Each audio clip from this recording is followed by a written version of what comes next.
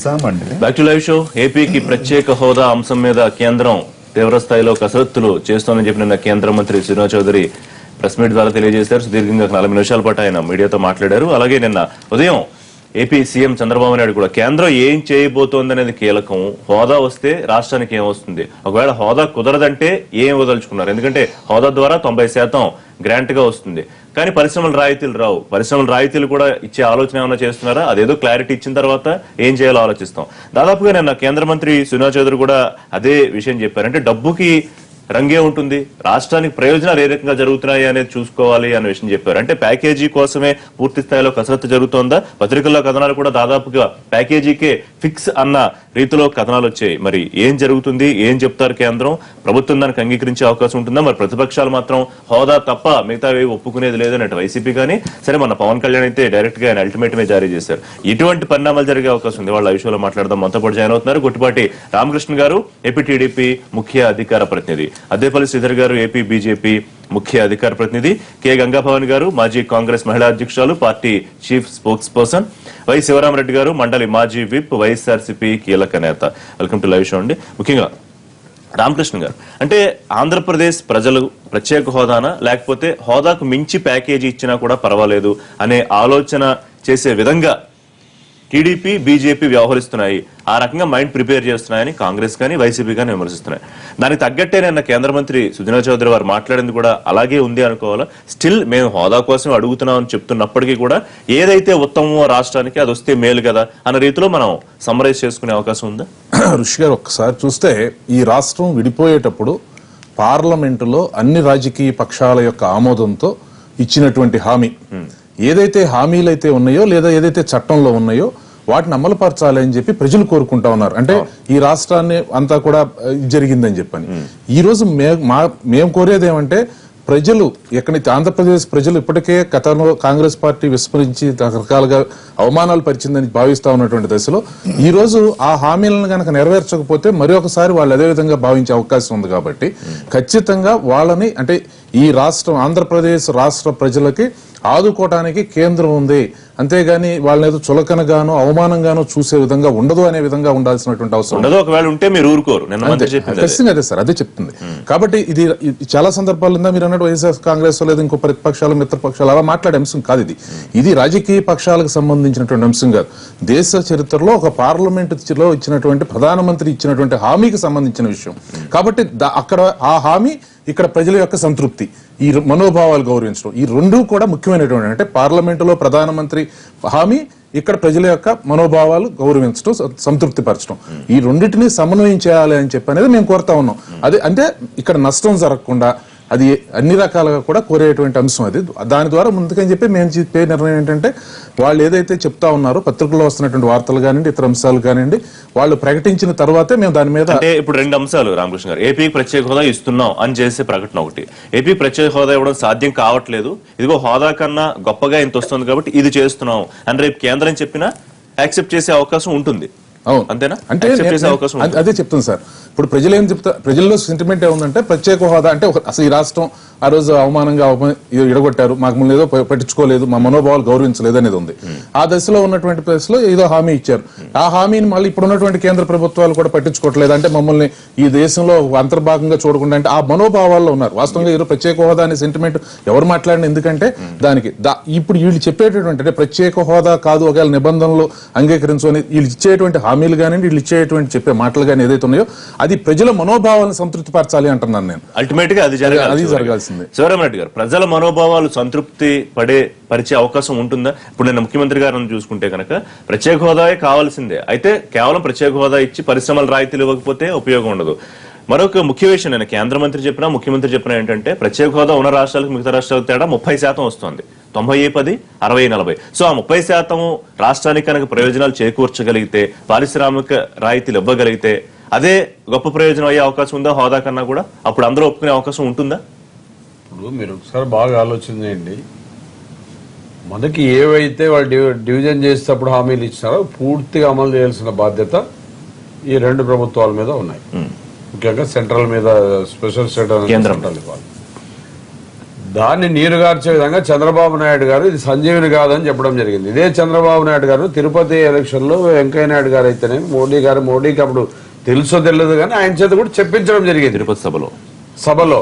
అప్పటికప్పుడు ఆయన Congress government 5 years ఇస్తామంటే లేదు వీళ్ళు 10 years డిమాండ్ చేసిందే వెంకయ్య నాయుడు గారు. మీరు ఈకపోతే ఎట్లా మా స్టేట్ ఎట్లా డెవలప్ అవుతుంది ఆ రోజు అందరూ హర్షించారు. వెంకయ్య నాయుడు గారు మా స్టేట్ మీద చాలా ఇంట్రెస్ట్ చూపిస్తున్నారు, మేమే నెక్స్ట్ అధికారంలోకి వస్తున్నాం 10 సంవత్సరాలు ఇస్తామని. 10 సంవత్సరాలు కావాలని కూడా డిమాండ్ చేయడం జరిగింది. ఆ రోజు అన్ని పార్టీలు కూడా యాక్సెప్ట్ చేయడం జరిగింది. అలాంటి పరిస్థితుల్లో తిరుపతిలో చంద్రబాబు నాయుడు గారు ఏమండి 10 ఏళ్ళు కాదు 15 ఏళ్ళు కావాలన్న మహానుభావుడు అది సంజీవిని ఆయన మాట్లాడి ఎప్పుడైతే నీరు గార్చారంటే సెంట్రల్లో ఎట్లా దీనికి సపోర్ట్ ఉంటుందండి? ఆ రోజు ప్రతిపక్షాలు కానీ వైఎస్ఆర్ కాంగ్రెస్ పార్టీ సీరియస్ గా తీసుకుంది. దీని మీద ఉద్యమాల రూపంలో ముందుకు పోవడం వల్లనే ఇది సాధ్యమైంది. కాంగ్రెస్ కూడా చేసింది కోటి సంతకాలని ఉద్యమాలని ప్లస్ కమ్యూనిస్ట్ పార్టీలు ఎవరి పార్టీ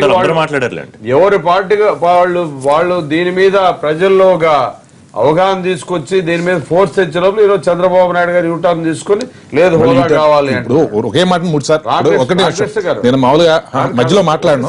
ఇప్పుడు ఒక నిమిషం, సంజీవని కాదు అనే పదం ప్రత్యేక హోదా ఒకటి ఇప్పటికీ కాదు, ప్రత్యేక హోదాతో పాటుగా ప్రత్యేక ప్యాకేజీ కావాలి, ఈ రాష్ట్రాన్ని మరింతగా అభివృద్ధి ఇంకా రాయితీలు కావాలి, ఇంకా చాలా తోడ్పాటు సహాయం అని చెప్పేది. ఆ మాట అది మిగతా ఎన్ని దాసేసా నేను చేయను. జనరల్ మీరు 3 సార్లు రిపీటెడ్ గా అంటే చెప్తున్నాను. మళ్ళీ ఇది చెప్పండి, పబ్లిక్ వింటారు కదా, డిస్టర్బెన్స్ ఎందుకు? ఇప్పుడు స్పెషల్ స్టేటస్ ఎప్పుడైతే సంజీవని కాదన్నాడు ఆ రోజే నీరు గారిందనేది వాస్తవం. ఈ ప్రెజర్ తర్వాత ఆయన కూడా యూటర్న్ తీసుకున్నాడు, ఇప్పుడు కావాలని చెప్తున్నాడు. ఇప్పుడు కూడా నిన్న ఈయనేమంటున్నారు సుజనా గారు, హోదాకి ఈక్వలెంట్ గా ఏదో ప్రయత్నాలు జరుగుతున్నా ఎంత లాభం ఉంటుంది ఎంత ఇవ్వాలని. హోదా ఇచ్చి పారిశ్రామికంగా ఎందుకు ఇరండి, దాంట్లో ఉండేవన్నీ ఇవ్వాల్సిందే కదా. దాన్ని ఈకపోతే అది ఈకపోతే అని ఎట్లా అనుకుంటారు? మొదట్లో ఏమైతే దాంట్లో ఇవి ఉన్నాయో దాన్ని ఇంప్లిమెంట్ చేయాల్సిన అవసరం ఉంది కదా, డెఫినెట్ గా చేస్తారు. వీళ్ళ ఉద్దేశం చంద్రబాబు నాయుడు గారికి కానీ వాళ్ళ ప్రభుత్వానికి కానీ హోదా కంటే ముఖ్యంగా ప్యాకేజ్, స్పెషల్ ప్యాకేజ్ అయితే వీళ్ళ కంట్రోల్కి వస్తుంది, పూర్తిగా లీకేజ్లు బాగా చేసుకోవచ్చు అనేది వాళ్ళ ఆలోచన విధానమే తప్ప నిజంగా ఇది కాదు. ఈయన చైనాకు పోతున్నారు, ఎందుకు పోతున్నారు? ఇండస్ట్రియలిస్టులు రావాలని చెప్పి వివిధ కంట్రీలకు వెళ్తున్నాడు. అలాంటి పరిస్థితుల్లో మేము మీకు ఎన్ని సంవత్సరాలు ఇంత రాయితీ ఇస్తామంటే ఎప్పుడైతే ఇండస్ట్రియల్ గ్రోత్ పెరుగుతుందో డెఫినెట్ గా ఇండస్ట్రియల్ వాలంటీర్ వాళ్ళే వస్తారు. ఇంకా డీటెయిల్డ్ గా ఈ పారిశ్రామిక రాయితీలు, ప్రత్యేక ఫండ్ ఇవన్నీ కూడా మాట్లాడదాం. గంగాభవాని గారు, ఇప్పటికీ మా డిమాండ్ ప్రత్యేక హోదా అని ముఖ్యమంత్రి గారు కానీ సరే కేంద్రంలోని ఎంపీలు కానీ కేంద్ర మంత్రి కానీ చెప్తున్నమాట. అయితే హోదా ద్వారా ఒక సెకండ్, ఇప్పుడు మీరు సుజనా గారు చెప్తున్నదేమి దానికి ఆల్టర్నేటివ్ గా చేస్తున్నారు. ముఖ్యమంత్రి గారి వాయిస్ సుజనా గారి వాయిస్ రాష్ట్ర ప్రయోజనాల విషయంలో పాజిటివ్ గా ఉండాలని ఆలోచించుకోవాలి, ఏదో వాదన కోసం వాదించుకోవడం కాదు, తొందరపాటు పనికిరాదు అని చెప్పి ఒకరినొకరు గౌరవించుకోవాలి, ఇవన్నీ కూడా చెప్పారు నిన్న కేంద్రం. అంటే మీకు ఏమనిపిస్తుంది, ఏం జరగబోతోందని అనిపిస్తుంది కాంగ్రెస్ పార్టీ? ఇప్పుడు సుజనా గారు లాంటి వాళ్ళని వ్యక్తిని రాయబారం పంపినప్పుడే అర్థమైపోయింది 106 కోట్లు ఆయన బ్యాంకులు కట్టాలి. జైట్లీ అంటారే లేదండి, ఏదైనా కానీ ఆయన పర్సనల్ గా ఎలాగ వాయిస్ పెంచి ఆయన పర్సనల్ గా చూసుకుంటాడు తప్ప రాష్ట్రాని కోసం గట్టిగా గద్దించి మాట్లాడే అంత శక్తి ఆయనకి ఎక్కడ ఉందండి? ఆ రోజు మాట్లాడినప్పుడు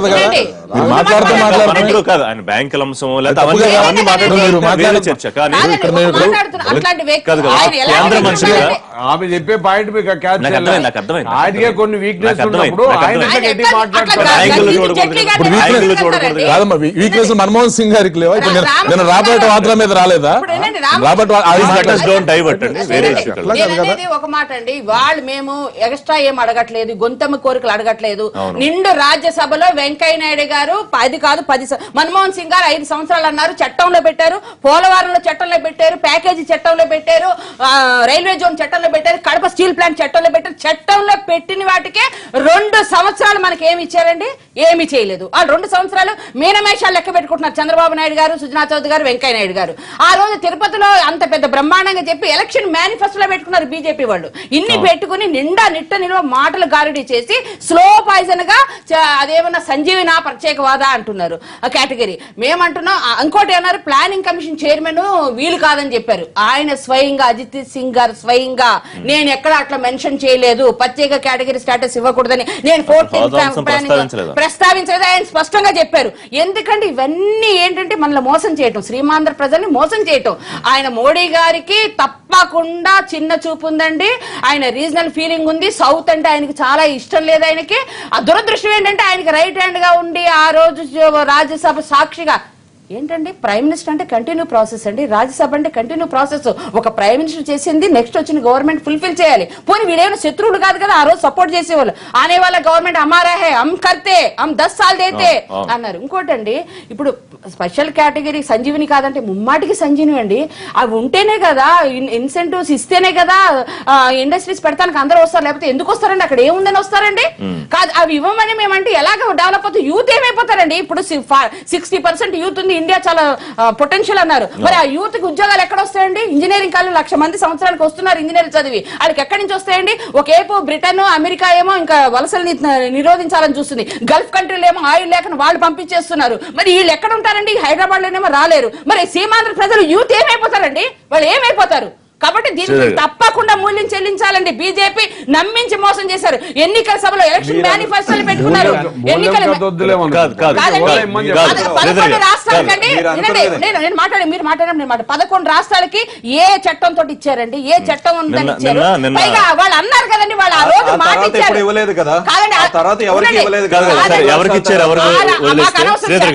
వెంకయ్య నాయుడు గారు మాట ఇచ్చారు, ఎన్నికల మేనిఫెస్టోలో పెట్టుకున్నారు. మేనిఫెస్టోలో పెట్టుకుని ఫుల్ఫిల్ చేయాలండి. ప్రజాస్వామ్యంలో ఎన్నికలు ఏ పార్టీ ఎన్నికల మేనిఫెస్టో ఏదైనా పెడితే అది ఫుల్ఫిల్ చేయవలసి. శ్రీధర్ గారు, ఇప్పటికైతే ఏపీ బీజేపీ నాయకులు అందరూ కూడా కేంద్రం పార్టీ నిర్ణయం ఆ లైన్ మీదే ఉన్నారు. ఎవరు కూడా ప్రత్యేక హోదా కావాలి ఇవ్వాలన్న మాట కాకుండా అంతకన్నా గొప్పగా ఏం చేయగలుగుతుంది కేంద్రం అని. సో ఇప్పుడు దాదాపుగా దానికి సంబంధించి ఆంధ్రప్రదేశ్ ప్రజల్ని ప్రిపేర్ చేసే ప్రయత్నం చేస్తున్నారా? దాదాపు ప్రిపేర్ అయితే ఇంకా ఏదో ఒకటి అనౌన్స్ చేయబోతారా రేపు ఎల్లుండో? అంటే ఇమీడియట్ గా రేపు ఎల్లుండిలో కాదండి. అంటే ఇప్పుడు తెలుగుదేశం కానీ కాంగ్రెస్ కానీ వైఎస్ఆర్ కానీ ఈ మధ్యకాలంలో ఏం చేశారో అందరికీ తెలుసు. బీజేపీ క్లియర్ గా ఏం చెప్పారంటే ఈ special category status, special status అనే దాని వలన ఆంధ్రప్రదేశ్ చీఫ్ మినిస్టర్తో సహా కూడా క్లియర్ గా చెప్పారన్నమాట. ఈ విధంగా ఇన్సెంటివ్స్ ఇవ్వడం ఇవన్నీ కూడా ఇప్పుడు కుదరవు. జిఎస్టీ కామన్ ట్యాక్స్ రిఫార్మ్స్ వస్తున్నాయి, మీరందరూ కూడా ఒప్పుకున్నారు. వీరింత గట్టిగా మాట్లాడుతున్నారు. ఆల్రెడీ 15 రాష్ట్రాలు ఆల్రెడీ ఒప్పుకునే జిఎస్టీ అంటే uniform tax format, all India 1 tax 1 country అనే విధంగా వస్తున్నది. సో ఏదైనా ఇన్సెంటివ్స్ ఏదైనా ఇవ్వాలంటే ఏ రాష్ట్రం ఆ రాష్ట్రం ఇచ్చుకోవచ్చు. ఏదైతే నీతి ఆయోగ్ రావడంతో 32% అంటే 42% అయింది. ఏదైతే నీతి ఆయోగ్ లో కమిటీ మెంబర్స్ అందరూ కూడా బయట వాళ్ళు ఎవరు లేరు, ఈ అందరు చీఫ్ మినిస్టర్స్ ఉండి డెసిషన్ తీసుకుంటారు. సెంట్రల్ గవర్నమెంట్ కొంత అడ్వాంటేజ్ ఉంటుంది. అది 42%, 52% కానీ 60% కానీ చేద్దాం అనుకుంటున్నారు నెక్స్ట్ 1-2 years లో. దానివల్ల ఏంటంటే సెంట్రల్ ఫండ్స్ ఏవైతే రేషియో హక్కు ఉన్నదో రాష్ట్రాలకి డైరెక్ట్ గా 50% పై చిలుకు డైరెక్ట్ గా వీళ్ళ చేతిలోకి వస్తుంది. దెన్ యూనిఫామ్ టాక్సేషన్ వల్ల కొన్ని ఈజ్ ఆఫ్ డూయింగ్ బిజినెస్ వల్ల ఇతర దేశాల నుంచి కూడా ఇన్వెస్ట్మెంట్స్ వస్తాయి. దెన్ పెను మార్పులు తీసుకుని వచ్చాం కాబట్టి ఈ జాబ్ ఆపర్చునిటీస్ పదే అంటున్నారు. ఇన్సెంటివ్స్ ఇచ్చిన మాత్రాన ఏమి జాబ్ ఆపర్చునిటీస్ రావండి. ఆల్రెడీ 15% డిప్రిసియేషన్ మీద ఇచ్చారు, 50% క్యాపిటల్ మీద ఇచ్చారు. ఉట్టి ఆంధ్రప్రదేశ్ కే ఇచ్చారు. ఈ బీజేపీ ప్రభుత్వం వచ్చిన తర్వాత ఈ 2 ఇన్సెంటివ్స్ ఉట్టి ఆంధ్రప్రదేశ్ కే ఇచ్చారు. ఎన్నో రాష్ట్రాలు అడుగుతున్నాయి, ఎన్నో రాష్ట్రాలకి ఇవ్వాలని కోరిక ఉంది, అయినా కూడా ఇవ్వలేదు. ఆంధ్రప్రదేశ్ కే ఇచ్చాం. అది సరిపోదు. 80% 70% ఇస్తే ఇండస్ట్రీస్ లబ్ధి పొందుతారు. ఇండస్ట్రీస్ ఏది బడాబాబులు ఉన్నారో వాళ్ళు ట్యాక్స్ కట్టకుండా మ్యానుఫ్యాక్చరింగ్ చేసుకుని బయట అమ్ముకుంటారు, అది చేసుకుంటారు. అదే విధంగా ఉద్యోగాలు కూడా వస్తాయి. మనం ఏం చేస్తున్నాం అంటే మినిమం ఇన్సెంటివ్స్ ఇచ్చి ఉద్యోగాలు వచ్చేటట్టు విధంగా చేస్తున్నాం. నేషనల్ డిఫెన్స్ పాలసీ ఇదివరకు ఉన్న దేశంలో ఉన్న పాలసీని అంతా పెను మార్పులు తీసుకుని వచ్చి నేషనల్ డిఫెన్స్ పాలసీని ఈజీ చేయడం వల్ల ఏంటంటే డైరెక్ట్ గా ఇన్వెస్ట్మెంట్స్ ప్రతి రాష్ట్రం కోసం. అది అందుకనే నక్కపల్లిలో కూడా 5,000 ఎకరాల్లోనూ 5,000 కోట్లతో రిలయన్స్ వాళ్ళు అందరూ వస్తున్నారు. అదే విధంగా అనంతపూర్ గానీ కర్నూలులో గానీ వస్తున్నాయి. ఈ రోజు ఢిల్లీలో జరిగిన విషయం ఏంటంటే చంద్రబాబు నాయుడు గారు అంటే సుజనా చౌదరి గారు వేరు, చంద్రబాబు నాయుడు గారు వేరని మేము ఎవరు ట్రీట్ చేయట్లేదు. ప్రజలందరికీ తెలుసు, తెలుగుదేశంలో ఉన్నవారు తెలుసు. మొన్న ఏదో తెలుగుదేశం నాయకులు ఏంటంటే వేరుగా అనుకుంటున్నారు. అక్కడ ఏం జరుగుతుందో వాళ్ళకి తెలియదు. కాబట్టి ఢిల్లీలో ఏం జరుగుతున్నదంటే క్లియర్ కట్ గా 2 విషయాలు జరుగుతున్నాయి. ఒకటి, ఆంధ్రప్రదేశ్కి ఏం చేయాలి, మీ కోరికలు ఏంటి, ఫైనల్ గా మీ కోరికలు ఏంటి, మీరు ఏ విధంగా ఒప్పుకుంటారు అన్నది కూడా క్లియర్ గా మాట్లాడారు. సో ఇంకొంచెం చిన్న క్లారిటీ ఇవ్వండి. ఇందులో హోదా అనే అంశం మినహాయించి అంతేనా? హోదా కాకుండా ఏం చేయాలన్నది, హోదా ఇవ్వకూడదు అనేది అయితే క్లారిటీ ఉన్నది. ఎందుకు అని అంటే అన్ని రాష్ట్రాలకు కూడా ఒక యూనిఫామ్ ప్యాటర్న్ తీసుకుని వచ్చేద్దాం డిసైడ్ అయ్యారు. అంటే ఇప్పుడు మా మీద ఏమి కరప్షన్ కానీ కాంగ్రెస్ మీద ఇప్పుడు కాసేపు అనుకుందాం శ్రీధర్ గారు, as per the promise in the house హోదా ఇచ్చారనుకుందాం కాసేపు, అన్ని రాష్ట్రాలని మినహాయించి. ఒకవేళ ఏపీకి హోదా ఇవ్వడం వల్ల వచ్చే నష్టం ఏమిటి ఇమీడియట్ గా, లేకపోతే మీ మీద పడే భారం ఏంటి? అంటే భారం ఎలా ఉంటుందంటే అండి, అసలు అంటే బిజినెస్ ఒక విధంగా చేస్తున్నారు ఇదివరకు రాష్ట్రాల్లో. ఇప్పుడు కాంగ్రెస్ ప్రభుత్వం యూపీఏ ప్రభుత్వంలో ఉన్నప్పుడు ఏముండేదంటే బుండేల్ఖండ్ అని ఒక ప్యాకేజ్ ఇచ్చారు 5,000, ఇంకో కేబీకే అని ఇంకో ప్యాకేజ్ ఇచ్చారు. అక్కడ ఏం మార్పులు రాలేదే. అంటే ప్యాకేజ్ ఇచ్చినంత మాత్రం మార్పులు రావు. అంటే మొత్తం సిస్టమ్ మారిస్తే తప్ప స్పెషల్ స్టేటస్ 11 రాష్ట్రాలకి ఎంజాయ్ చేస్తున్నారు. అందరికీ తెలిసిన విషయమే. డిఫెన్స్ బడ్జెట్ హైయెస్ట్ కాశ్మీర్ లో ఖర్చు పెడతాం, అయినా కూడా కాశ్మీర్ లో ఎందుకు మార్పులు రావట్లేదు? పాలసీలు రాంగ్, పాలసీలే రాంగ్. ఏదైతే యూపీఏ ప్రభుత్వం ఇద్దరికి పాటించిందో పాలసీలని రాంగ్. ఆ పాలసీలని మారుస్తూ ప్రజలకి శ్రేయస్కరంగా ఏది ఉంటుందో, ఏ విధంగా అయితే యూనిఫామ్ గా ఉంటుందో, ఇటు ఆంధ్రప్రదేశ్ ప్రజలు, చంద్రబాబు నాయుడు గారు, అదే విధంగా జనసేన గారు కూడా మాకు మిత్రపక్షం గారు, ఆయన కోరికలు, పవన్ కళ్యాణ్ గారు ఎఫెక్ట్ ఇప్పుడు దీని మీద ఎంత ఉందనేది కూడా మాట్లాడదాం. ఆయన కోరికలతో సహా మీ పాయింట్ ఏంటి మాట్లాడండి. ఇప్పుడు శ్రీధర్ గారు ఇంత విశ్లేషణ చేసి చెప్పారు, చాలా బాగుంది. బీజేపీ వాళ్ళు అందరు చేసేది విశ్లేషణ ఇంతే. ఈయనకే ఇంత నాలెడ్జ్ ఉంటే సీనియర్ మోస్ట్ వెంకయ్య నాయుడు గారు పార్లమెంటేరియన్, ఆయనకి ఎంత ఉండాలంటే ఇవన్నీ వస్తాయని ఆయనకు తెలియదా? అవన్నీ తెలియకన్నా సభలోని బయట ఆ రోజున్న రూల్స్ అండ్ రెగ్యులేషన్స్ వేరున్నాయి. వినండి, మీరు తెలుసుకోండి, ఎన్ని చేసినా కూడా ఆ రోజున ప్రభుత్వం వేరు, ఈ రోజున ప్రభుత్వం వేరు. ఆ రోజున రెగ్యులేషన్స్ వేరు, ఈ రోజున రెగ్యులేషన్స్ వేరు. ప్రామిస్ అన్నది ఎందుకు ఈ రోజు రూల్ లో పెట్టలేదు, ఎందుకు రియాక్షన్ బిల్ లో పెట్టలేదు? ఈ రోజు నిన్న డిస్కషన్ లో కూడా సుజనా చౌదరి గారు క్లియర్ గా చెప్పారు. అసలు స్పెషల్ పోలవరం నేషనల్ ప్రాజెక్ట్ అన్నారు. 90% 10%, 70, 60, 30, 60, 40 ఆ క్లారిఫికేషన్ కూడా డిస్కస్ చేస్తున్నాం. థ్రెడ్ బేర్ గా డిస్కస్ చేస్తున్నాం. ఏదో ఊహించుకుని మనం చేయలేం కదా అని కూడా క్లియర్ గా చెప్పారు. ఆ విధంగా బిల్ పెట్టారు. ఇప్పుడు నేను మాట్లాడినప్పుడు కూడా మాట్లాడితే బాగుండదు. నేను అడిగేది ఒకటి, ఇవన్నీ తెలుసున్నాడు. ఎన్నికల మేనిఫెస్టోలో పెట్టుకున్నప్పుడు, పార్లమెంట్ లో పెట్టినప్పుడు ఎందుకు తెలియదు? నెంబర్ 1. ఇది కూడా ఇంత గొడవ ఎందుకు వచ్చిందంటే, ఇప్పుడు ఇవి కూడా ఎందుకు ఇచ్చారంటే, ఏ రోజైతే కేవీపీ డాక్టర్ రామచంద్రరావు గారు ప్రైవేట్ బిల్ ప్రవేశపెట్టి అక్కడ చేయటం వల్ల, 2 సార్లు లోక్సభ రాజ్యసభలో పెట్టడం వల్ల, అన్ని పార్టీల యొక్క సంతకాలు సేకరించి అన్ని పార్టీల యొక్క సమర్థన చేసుకుంటే, వీళ్ళకి చిత్తశుద్ధి ఉంటే వీళ్ళు ఎందుకంటే ఓటేసి రాలేదండి, సపోర్ట్ చేయలేదు. అందుకని కంటిన్యూ చేద్దాం. అందుకనా, లేకపోతే పవన్ కళ్యాణ్ సభ ద్వారా అల్టిమేటం జారీ చేసి ఉద్యమాలకి, రోడ్ల మీదకి, ఆందోళనలకు దిగుతామని చెప్పడం ద్వారా బ్రేక్ తర్వాత అంశం మీద చర్చలో కాంగ్రెస్ అయినాకనే పవన్ కళ్యాణ్ వచ్చారు.